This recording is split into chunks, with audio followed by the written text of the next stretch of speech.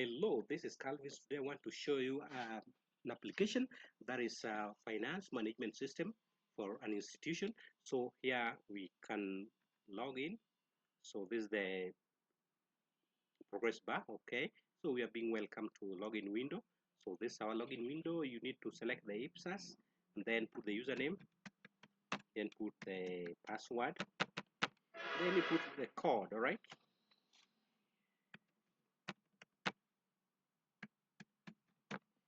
Then you log in. Okay. So when we are logging in, it is checking all the necessary details. So please select the Ipsas to continue. So we didn't select this Ipsas. So just select, then you click login. So I believe everything is now okay. So that is it. So this is the dashboard. You can see in the dashboard, we have various icons which convey certain summary information, okay, which you can actually use. So everything is displayed here. You can have all the summaries to your fingertips, all right? So we need to look at the configuration where we are adding or we are configuring certain modules.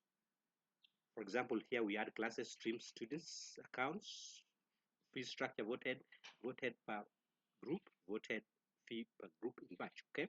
So we have transactions here is where you are making all the transactions. Payroll here is where you are making the payroll and the pay slips and process payroll and so on. Reports, all reports are here.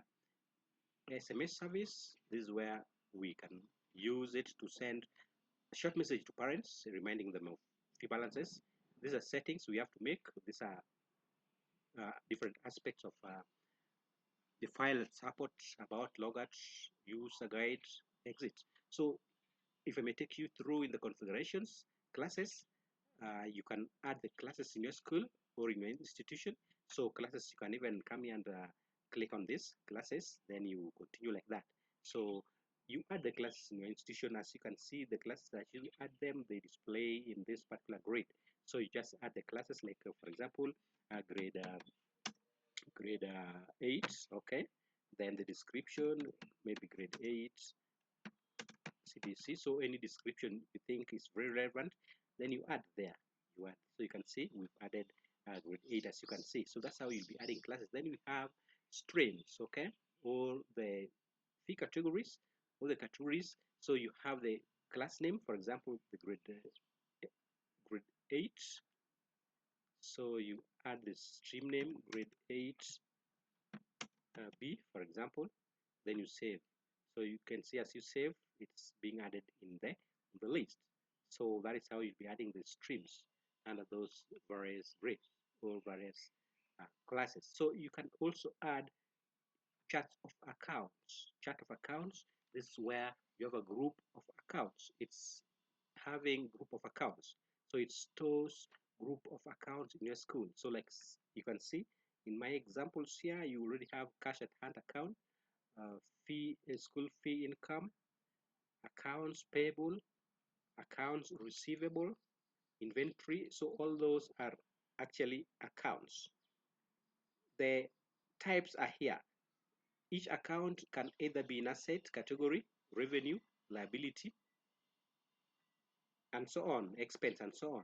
Then we also have account category. So we have current asset, current liability, non-current asset, non-current liability. Then we also have current asset and current liabilities and so on. So those are account categories. Then description, you can give them description that they that match them. All right. So account name is just an account that the system will be using as you make various transactions in the system, okay? So you can add them according to your school. So you can also edit.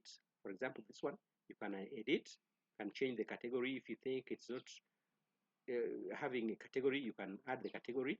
But if it has, well and good. You can change the description if you like, then you update. You can also delete the account at the same time, all right? So that's how we be adding the charts of account. Then you need also to add the fee structure. You realize every term has got a fee structure. Every year may have a different fee structure. So you add the fee structure for each and every category or group. So like for example, if you have grade 8, you can add the fee structure for term 1 for that grade 8. You can say they are paying 26,000. Then you save. Okay. So that means grade 8 will be paying, grade 8A will be paying, grade 8B will be paying 26,000 in term 1. Okay. So you can add fee structure for all the groups that you have in your institution. Okay. Then you can also update them or delete them if you want to delete. Okay. So for example, if you want to delete this grade 8, just come and say delete. Then you can see, are you sure you want to delete this fee structure? Yes. So you've already deleted that. It's not there, you can see. So that is what you do when you're adding that. So another configuration is vote heads. So vote heads, these are different areas where fee is allocated, different areas of operation within your institution where fee is allocated, or fees, money is allocated and being used in those areas. So you can see in my this demonstration, you can see we have body, we have emoluments, we have repair, maintenance and improvement, local transport and traveling, electricity, water and conservancy, administration costs, medical, lab equipment, teaching, learning programs, activity, internal exams. So all those are voters that have added. So you add them accordingly. You add them accordingly. If your school has got maybe 7 voters which are known to you, you just add them in the system. The system will use the way what you are adding. Okay, it is very dynamic, so it will use it accordingly. So you can also delete, you can update and so on. Another configuration is voted fee per group. So not all the groups will be paying the same fee. Some will pay less, some will pay more, and some will pay similar. So you can always allocate the voters. So you can say grade 8 already we've deleted, so we let us not have it. So you can have, for example, form 1, then you have no form 2. From 2, then you have the stream from 2R, the term, maybe term 1, yes, that, then voted are here, because these are the voters that I've already added. So they will be listed here. So activity, how much are they paying? You put there 2,000, for example. Then you save. Then you go to the next voted. Administrative cost or administration cost, how much are they paying? 1,500. So you do that for form 2R for all the vote heads, right? Do that for this category for all those vote heads. Then you save each and every vote head. Okay. Then after that you initialize. Make sure you initialize students' vote head balance be decreasing accordingly. Okay. Immediately they are paying, the system will distribute automatically. Okay. But before paying, a student will have 0 payment under this particular vote head. So you initialize student vote head. So when we press this one, we are going to initialize for this group from 2R. All of them will have all the vote heads initialized to 0. Then when they begin paying fee, it will update accordingly. So that's the meaning of initializing here. So already I initialized for form 2R, no need to initialize again. So if there is a new class you've added with the new students, you need to initialize after adding all the vote heads. After adding all the vote heads, you initialize. Okay, that's the thing. So that is very important. So you can also batch allocate vote heads. Maybe, for example, all the classes or all the categories are sharing the same vote head, the same amounts. Then there's no need of entering for each and every group. Just have one group, then escalate the detail for this one group for all the other groups, which will save your time. So just say target group is grade 8, then target stream is grade 8B, target term we're in term 1, target year is 2024. Then the source class where you are going to get all the vote heads to grade 8, the class we are sharing from is maybe form 2. Then you say source is form 2, right? This is the group. Then the term is still term 1, year is 2024. So when you batch allocate vote heads, then the vote heads for form 2 and all the amounts are going to be the same vote heads as grade 8. So it's a way of putting it simpler than entering one by one. Okay, so you batch allocate. So that is what you can do. So when you batch allocate, they are going to have the same heads, similar amounts, and that will be okay. So the configuration are done. So then you come to transactions. Transactions, now you have fee payment or general transactions. Okay, so fee payment, you select class, for example, form 2, then you select the stream or group, then you have the students. Let's say the students, you can have maybe, let's say, Alice Johnson.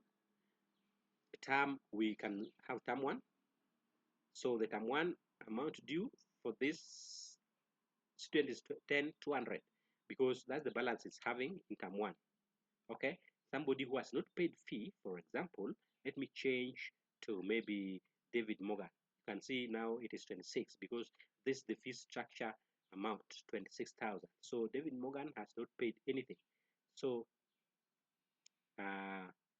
that's why it's giving us 26,000 here.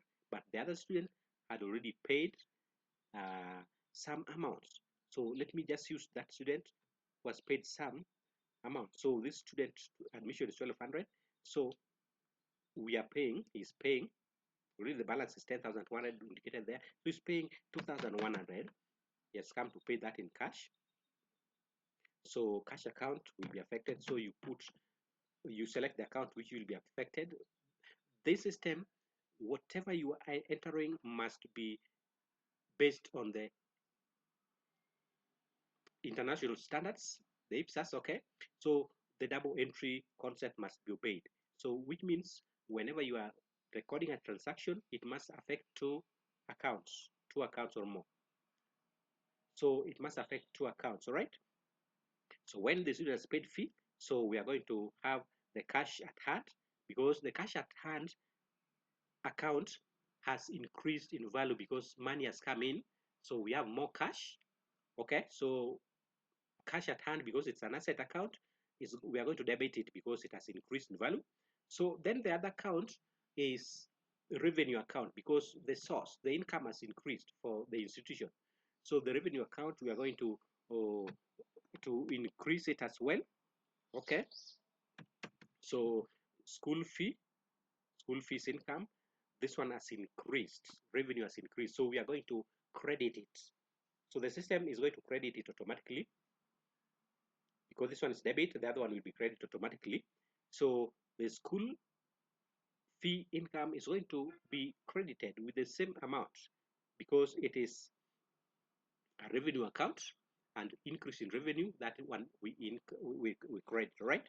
So then you now save this. This is 1,200. Okay, you save that particular data, the payment. So as you can see, we have saved that one. Okay, so you can generate receipt. So you have to search. You can see, you search for that payment under that student. So the student has paid this one here, 2,100. So if you want to generate the receipt for that one, just generate here or here. This one is generate general receipt without voted, generate voted receipt. Okay, for your receipt, it will contain no voted, right? So as you can see, this one is a receipt indicating the payment that has been done. So you can see every detail, and it looks very, very professional. As you can see, the balance, okay, the name of the bursar, and the signature, all right, of the bursar. So the class, the amount, the student name, amount in words, and so on. So it's a very professional receipt. So you need to also print a receipt that can show how the vote heads 2,500, that is cash, and then the account is cash account. So the cash account will be debited, all right. Then the school fee account will be credited because it's a revenue account, the same amount. So you are going to save this payment. So the payment is already saved. Okay, so we need to print that receipt. So 1,200, no, 2,500 is here. So you can print the voted receipt. Okay, the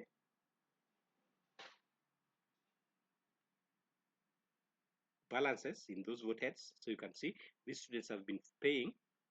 He has been paying. So that's why you can see most of the vote heads have been cleared. So he has cleared almost all the vote heads. Apart from this one, we have paid 2,500, and you can see this vote head has decreased. Okay, because we have paid 2,500, this vote head has been decreased, and then next time we are paying, this one will be affected. All right, because here we still have a balance of 1,700. Okay, a balance of 1,700 in this particular vote head, because there was some amount here. We added the 2,500, which has decreased it further. Now we have a balance of 1,700, which if we pay, that this vote head will now be completed, or will be saying a balance of 0. So let us pay 1,500. We see if that's going to clear that voted balance. So this student who is in Form 2, we still want to use this same student who is Alice Johnson. So let me say is paying, let me remove this one. It's paying 1,700 in cash. Okay, everything will remain the way they are. Okay, the same things. So we say, right. So when we now go to generate receipts, so yes, paid 1,700. We can select that one. Then generate voted receipt. So you'll see that already that vote head where we had 1,700 is now cleared. You can see this one now 0. So the payment, next payment will now go to this vote head, and the vote heads will also be cleared the same way. So that is very dynamic, very dynamic. Okay, and the balance will be indicated here for term 1. All right. So that is how the voted balance or voted receipt works. It's very dynamic, right? Ensure that session is the term and year in which you are. Okay, so that's how we do it. That's how we receive fee. That's how we receive fee. So if you want to view the fee payments or fee transactions, here are the fee transactions. You can view them like that. This is the last fee paid, 1,700, and now the total fee paid is 53,100. That's the total fee paid according to this particular uh, fee payment list. So, but you can filter using term and say, let me view term 1. Okay. So when you're viewing term 1, this is the amount which has been paid. If you're viewing term 2, okay, you can view term 2 like this. Term 2, you can see this is the amount which has been paid in term 2, and so on. So this one, you can view any term, and then it will dynamically display the balance as you view those terms. Or you can view in terms of years as well. Okay. Whichever year you want to view, you can just type it here. It will filter and it will give you the total for that particular year. Okay, so that is viewing the fee payment. So you can also have general transaction, because there are certain transactions which are general. They are not specific to fee payment. They can be, for example, the school is paying some expenses. The school is paying salary, for example, for electricity and water, for food stuff, and so on. So those ones must be recorded as they come in. When we incur an expense, we record it immediately. Okay. At that time, at the time the event has occurred, we record that one. So let me say we want to pay salaries. For example, today, we are in term 1. Here is automatically displayed the account. So when we are paying salary, you know, the salary account will increase in value. All right. Salary and wages account will increase in value. I want just to use for demonstration. So because it is an expense account, increase in expense account, we will debit that particular account. Okay. Then the next account is cash, because we are paying them in cash. So we can say cash account or cash at hand account will also decrease with how much. Let me say we are just paying salary of maybe let me say salary of 20,000, just for example. I'm just demonstrating. Then you need to have description. So when you pay salary, that one is cash outflows for operation. Okay, it's a cash outflow. Cash is going out, cash is getting consumed, so it is an outflow of cash under operations. Okay, day-to-day operations. So you say description is cash outflows for operation, then you save that particular transaction. Okay, so after saving, obviously it will be in the list, as you can see. So you can see two accounts have been affected. Okay, salaries and wages, and then cash at hand.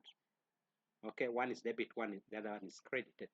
So that is how you'll be recording any other transaction that you are going to do.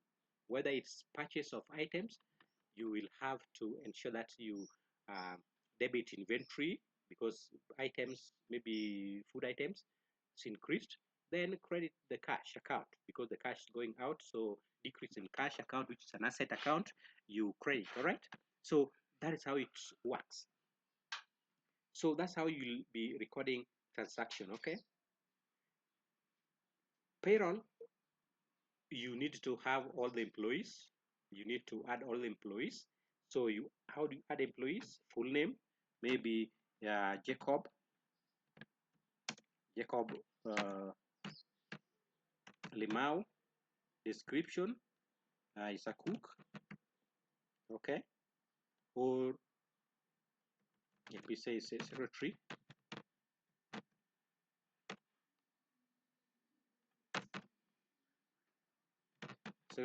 Then for number,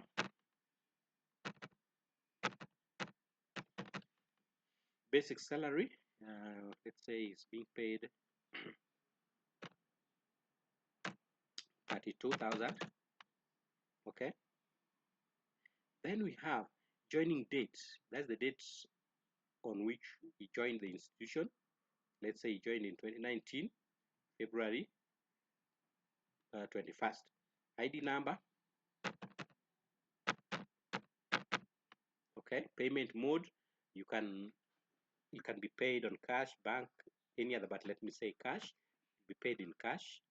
Status is active because now we have put all the details in the system. So then you can also upload the image of this particular employee.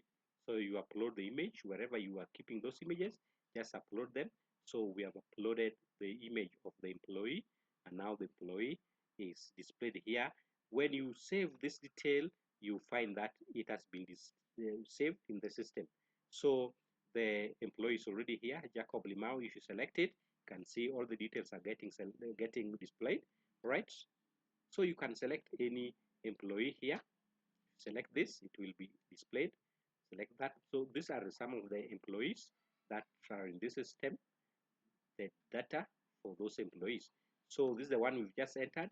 You can edit, you can delete, you can update, anything you can do after selecting and displaying all the information. You can edit. You can also upload another image if that's not the right one. Okay, so you have to add all those employees. Then you add deduction types, because in our institution there are certain deductions that are going to be made during payment of salary. So like for example, you can see these are the ones I've already added.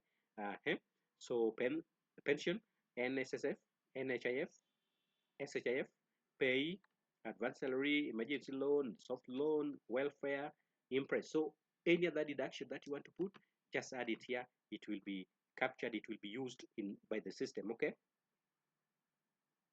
so I've added this one. Deduction, let us add housing levy, just for example, housing levy, right? So you save. So that is a deduction, right? That's a deduction already we've added here. So this one is specific to your school, all right? Then you need also to add, apart from deduction type, allowance type. What are the allowances that are given to these people? You add also in the similar manner. I've added this one's commuter leave, overtime allowance, risk allowance, house allowance, airtime allowance. So you can add any other allowance that you think is fitting within your school or institution. Good. Then the next, so those are things that you need to do when you are preparing payroll once and for all. So add assign deductions and allowance to staff. So here you will be making the adjustments. Okay, so you just select Jackson. Okay, then deduction type, let's say a it's a deduction, so you can see all deductions are listed here. It is dynamic, so it will only list the deductions that you have entered into the system. So you can see it's only putting all the deductions that I've just entered. Or if you want to adjust allowance, it will only list down the allowance that you have put in the system. So let's look at deduction. So deduction, we want to deduct emergency loan of how much? 1,500. NHF, okay, NSSF, 500. Okay, shift, 300. Maybe soft loan also, the employee took a soft loan, 600. Okay, so those are the deductions specific to this particular employee. So what you do, you add the adjustments. Okay, you add those adjustments. If already you've added the adjustments, the deduction adjustments, the system will tell you. Okay, so these are the adjustments that will be there according to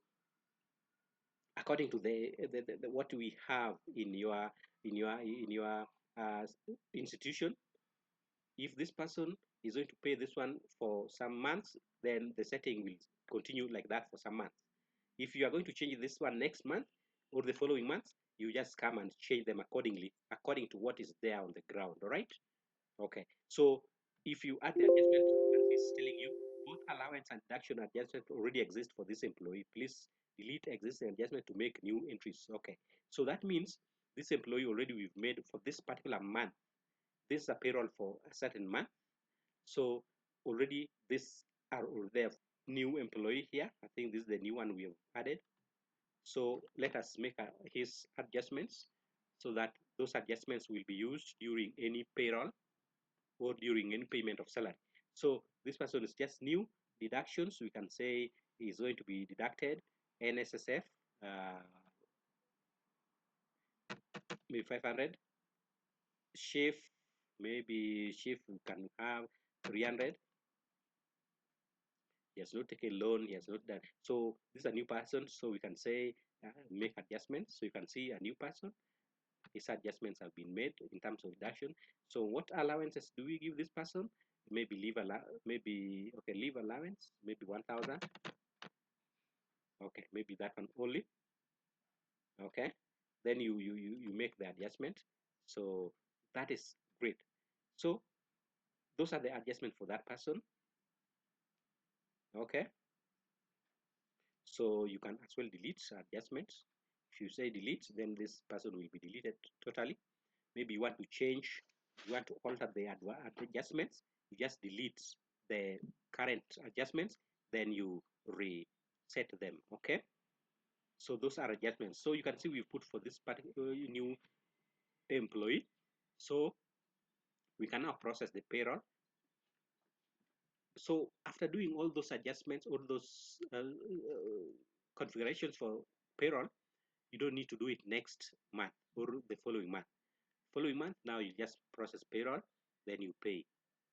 So now let's say we want to pay for, we want to process payroll for April. Okay, so you load employees. So these are our employees, their basic salaries, deductions and total allowances will be fetched from the adjustments that we've just made. Okay, net salary and then payment status still pending. So when you press apply adjustments, then the adjustments that you've made per employee is going to be applied here. So like for example, look at it.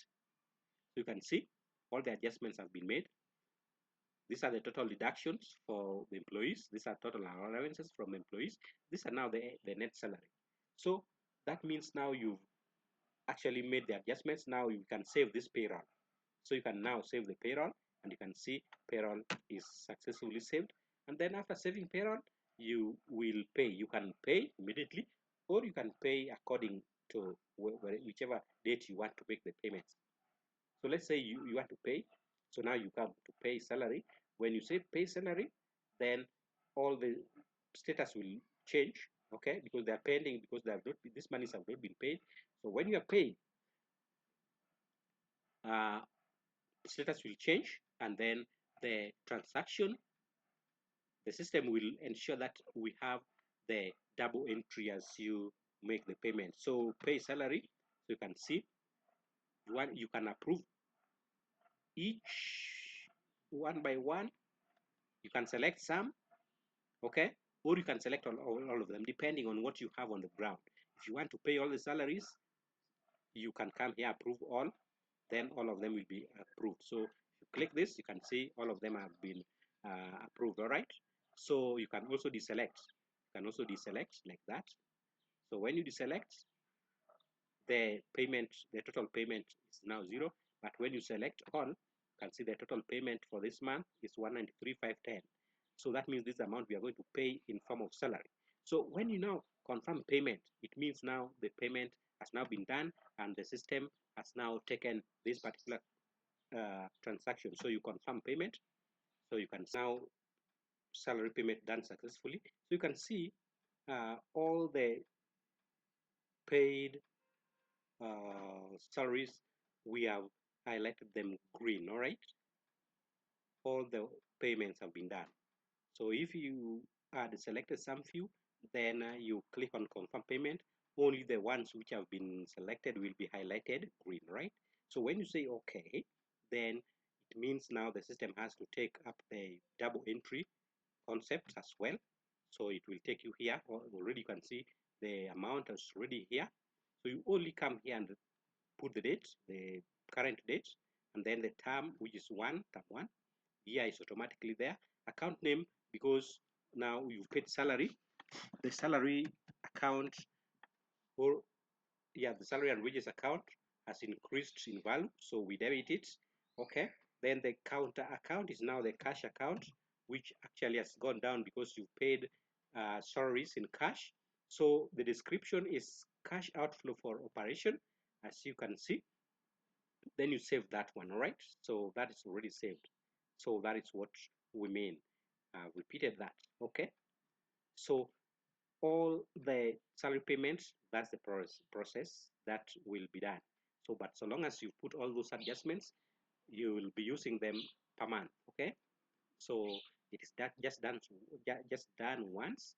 Then for the remaining months, you'll just be doing it, you'll just be paying using those adjustments. Unless there's a change, you go there and then you leave the new set for that particular employee, then you put in the new one. Okay, so that is what we do. That's what we do. So that is the payroll. Then you, in the payroll, you can view the payroll history. So you can see all these are the payroll history. So there for January, for February, there is for March, the latest is for April that we just done. Okay, basic salary for different employees, deductions are there, net salary, the status whether paid or not, it's here, and the date for payment is also there. Okay, so that one you can view. Okay, then you can also issue pay slips. So for example, you want to issue pay slips for for April that you just paid, the year is 2024. Just print the pay slips and you can see pay slips already have been generated.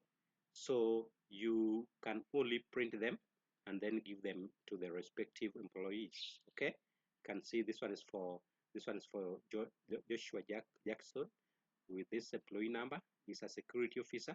This is the basic salary. So the basic salary will be adjusted accordingly, okay, according to the adjustments that you put for that employee. And you can see after adjustments, you'll have the net salary here, 24,500.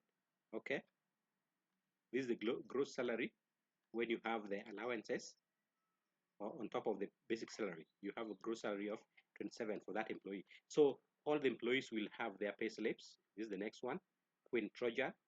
Okay, you can see the slips are very nice and the employees are very few. There are only 10, or they can be as many as possible, even 1,000. So you can see the slips have been generated for all the employees. Okay, the slips are looking nice. All right, so those are slips. So that is what is happening in payroll. Okay, so reports, you can view reports, various reports. So let's go to student fee arrears. You can easily view the student arrears. So you put the admission here, like 1,200, then you click enter. So this student has got a balance of 6,000 this term. Outstanding balance this time is 6,000. So in term one, the student has this balance. Okay, so you can view the balance of any student.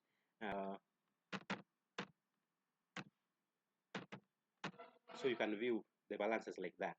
Just put the admission there, then the balance will be displayed for you. So that is how you view the student arrears. Fee arrears list, you can actually select. So this is a fee arrears list for some selected students. You just put their admission numbers here, like and put 1,200, put comma, 1230, you put comma, and so on. So those students whose lists of arrears you want to produce, just put their admission numbers. Then you print report. So it will only print for you report for those selected students, and it will give you this very nice report for the students. So you can see very dynamic. So only the two students, Alice Johnson and Noah Lee. The list is here for the two students because they're the ones I've put. So even if you want to put however many there are on that particular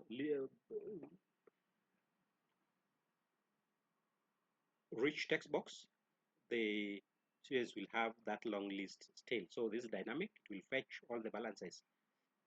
So that is balances per selected students.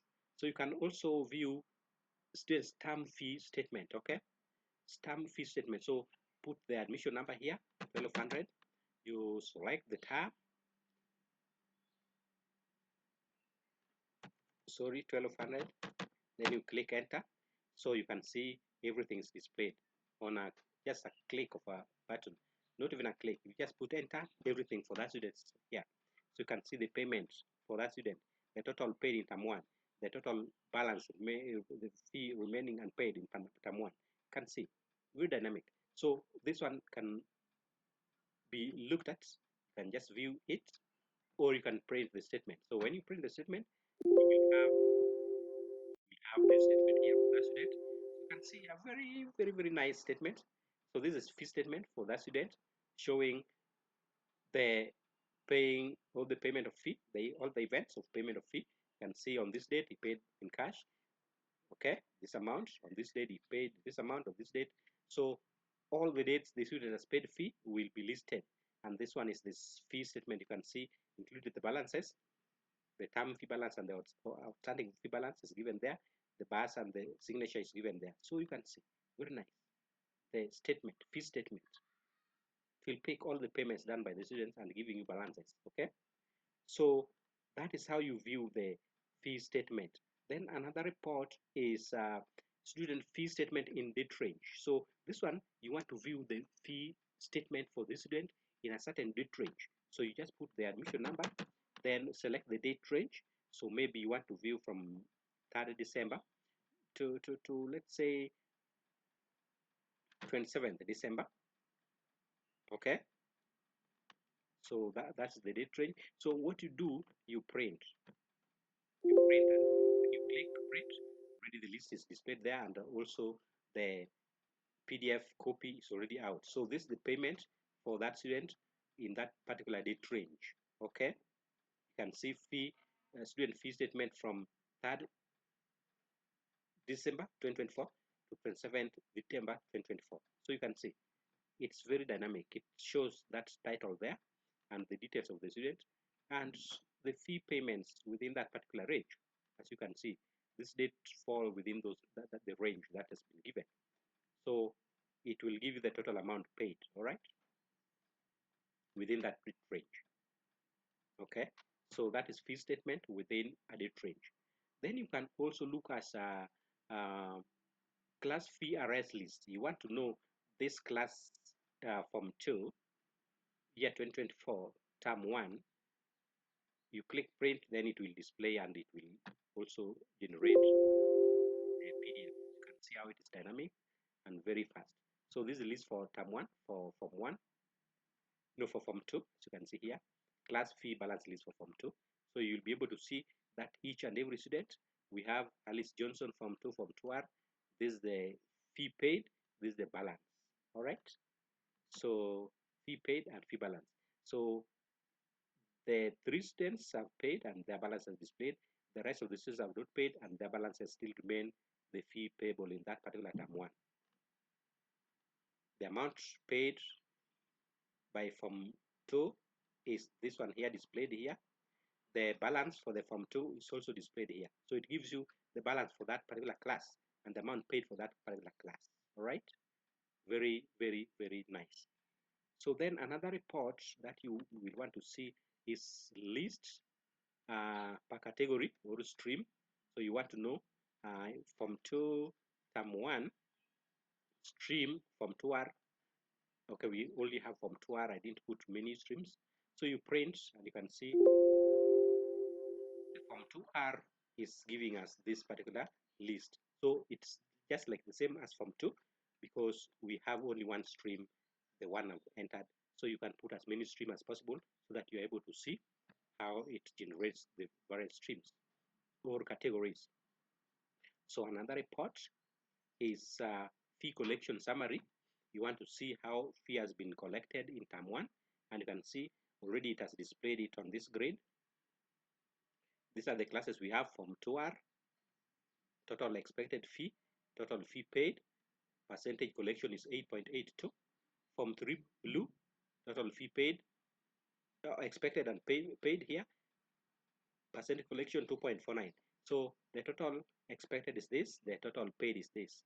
Okay, so this one's a fee collection summary. It will tell you how much have been paid, how much is still remaining unpaid for the whole school. All right. For that particular fee collection summary, I've just forgotten, you can print. So you can print, and when you print, this is what you'll have. This is what you will have. Very nice, very nice. Collection summary for all classes.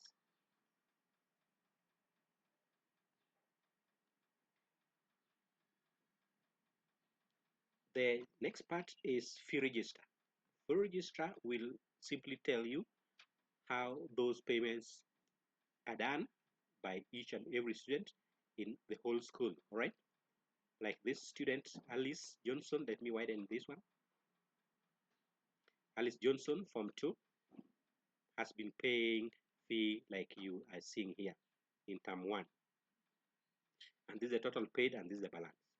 So this student is paid twice, total paid, this is the balance. Okay, some have paid only once. So this one is showing us the payments, all the payments made by those students.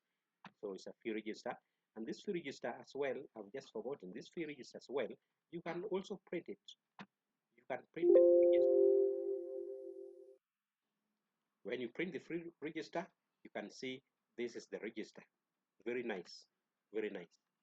It shows you the payments and the total amount, balances, and so on in that particular term, and we are in term 1 according to our system. All right, so that is the fee register, school fee register, year 2024, term 1, having all the students in all classes. All right. Another report is student or statements of receipt and payment. So this one will show you how the school has been receiving and how it is spending. All right, so you can use date ranges. So let me say the date range here we can use, let me say, maybe let me look for 2023, maybe February 1st, okay, to date, okay, to date.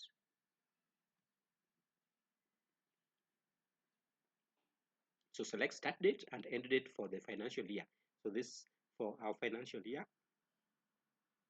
In fact, let me just use the financial year, which is the same. We can use the same year, but it depends on the year. with the institution.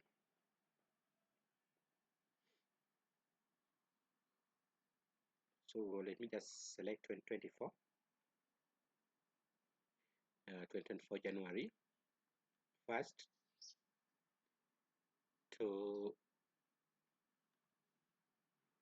December, to December, no, December 31st. Okay. For the previous, because we need to compare the current financial year and the previous financial year. So for the previous financial year, so for the previous financial year, I can say 2023 January, 2023 January, 2023 January, yeah, 1 to 2023 December 31st, all right? December 31st. So that's our previous financial year. So then you print. You want to see how you've been spending, okay? So this one is giving you the receipts and payments, okay, in the two financial years. So seemingly in the system, 2023, we don't have any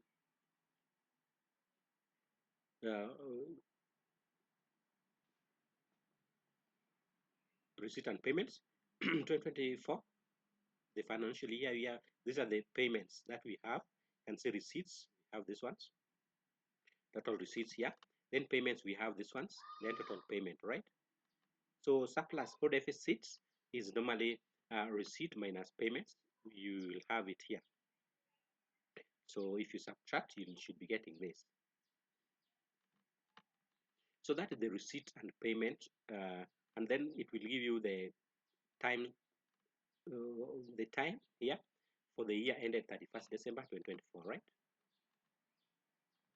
So then you can move to another report, that is ledger accounts, no, statement of cash flow.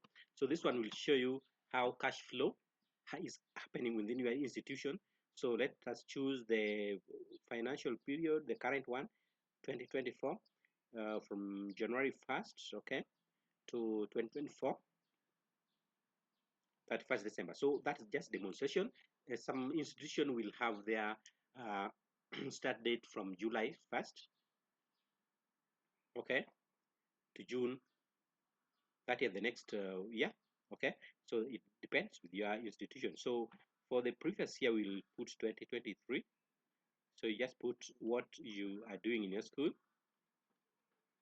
So the system is dynamic, it will pick it accordingly. So up to 2023 December, all right, 31st, the previous financial year. Then you print. So it will tell you how cash is flowing. So you can see this shows you the cash flows. When you look at it well, you can see cash flows from operating activities,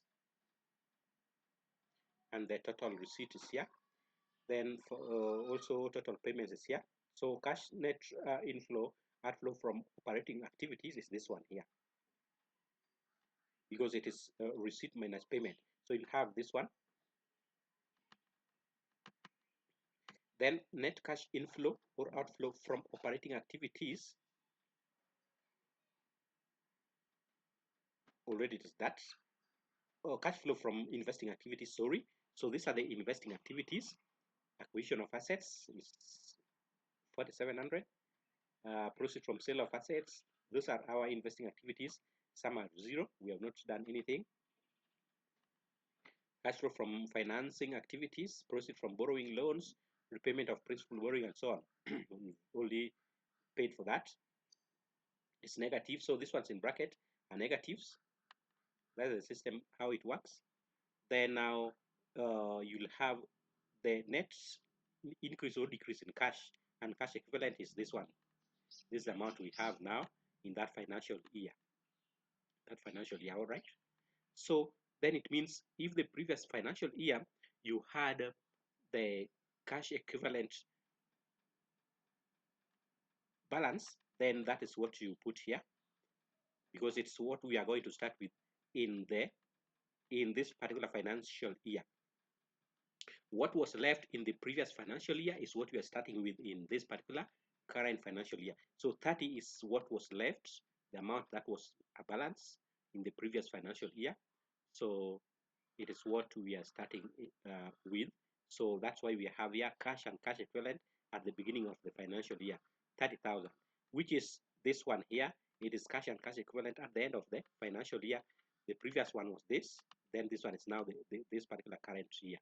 So this is what we have at the end of the year, right? It is the what amount that will be used at the start. It's what will start us off the next financial year, right? So this one is cash flow. Very nice, very nice.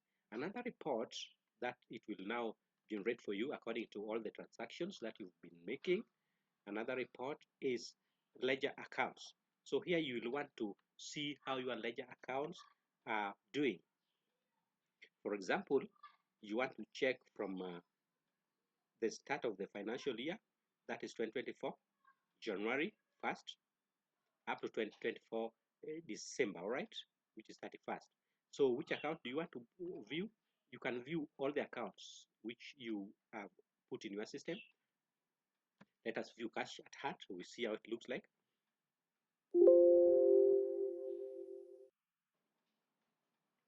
This is the cash at hand ledger account. As you can see, is having the title here, cash at hand ledger account as at December 31st. All right.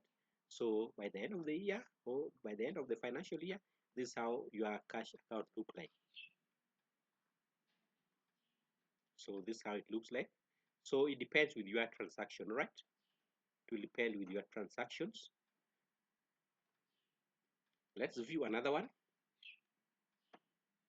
School fees income. You print. You can see that is how it looks like. So revenue account, it will have a debit balance, a credit balance, as you can see. All right, very nice, very nice. Another one, we have maybe another one like computer related accessories. So it depends with the accounts that were affected during transactions. So you can see this one is a computer related accessory ledger account. That's how it looks like according to your transactions you're making. Okay, so those are ledger accounts. You can see how the system is very dynamic and working. What about salaries and wages? Salary and wages account, ledger account. You can see we've been paying salaries, and this is how it looks like. Okay, so it has got a debit balance because it's an expense account. It has got a debit balance, right? So you can see all the salaries that we've been paying. So you can view all the accounts that you have, all the accounts that you have. You can just view them here. What about government grants for tuition? Added that as an account. So you can see this is how it is. Okay.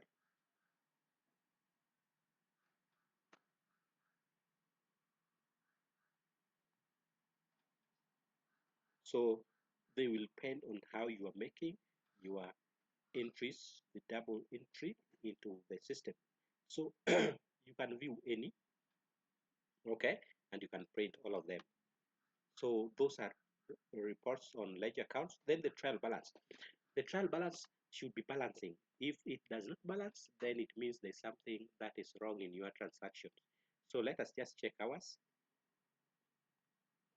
2024 January 1st up to December. We want to see if it's not balancing, then there's something that we have not done well in our transaction, and the system will tell us if it is balancing, it's okay. If it's not, then there's something that we need to revisit. Okay, this one is balancing, as you can see, balancing very well. This one is balancing very well. So you can see This is the debit balance, credit balance. Everything is balancing, as you can see, which is a confirmation that our entries have been done perfectly and the system is perfect. Okay. All right. So that is trial balance. Then you also have a balance sheet. So as you can see, the balance sheet is balanced as well. So that is the status of the balance sheet. Okay. Total assets must be equal to total liabilities and equity, as you can see, at 231, 630, and 231, 630. Very balanced. That means we are okay. Right. That's balance sheets. So all the reports have been generated, as you can see, generated all of them. So what about SMS service, right? So in the SMS service, you just do the SMS configuration. You just put your token here and the device ID here, as in the description. Okay. Then after that, you can now send fee reminders. Let me now send some fee reminders. Okay. So reminders. So we are saying we are sending to Form 2, Term 1. Yeah, that one. Then pay up by end of month. So we want to assume that we are in a certain month. Okay. So you send the notification to all parents already sent. So when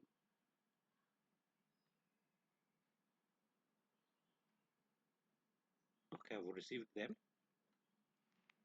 Okay, it is received, and you can hear the sound. Okay, I've received the message. There were two students. Okay, because my phone is synced to the laptop. You can see the notification is already here. Find the term 120 fee balance for Benjamin Clark is 17,000. Pay by end month. Okay, so that is already seen. So I've received the SMSs. All right. So this one is just for notification purposes. Send them to the parents so that they know the balances they have. All right. You can also send a general text. Okay. If you want, you can send a general one. Specifically, we'll be sending fee reminders. All right. So then we have settings. Then we have settings. In the settings, you should make sure you update the school details. All right. You update the school details. So just click here. Then it's telling us that okay, there's another one. They are now both arrived. Choose your school from the list. So there's a list here. Just choose your school. I was sending. There are two students. So now it depends on the network, right? So now you can select any of them. You want to say we have junior, ProSmart Junior Academy. So then you upload or you put in the rest of the details, okay? So like, let me say Pre-Speak Academy. Then you, oh, Pre-Speak Academy, this one here. Then you put the postal address, okay?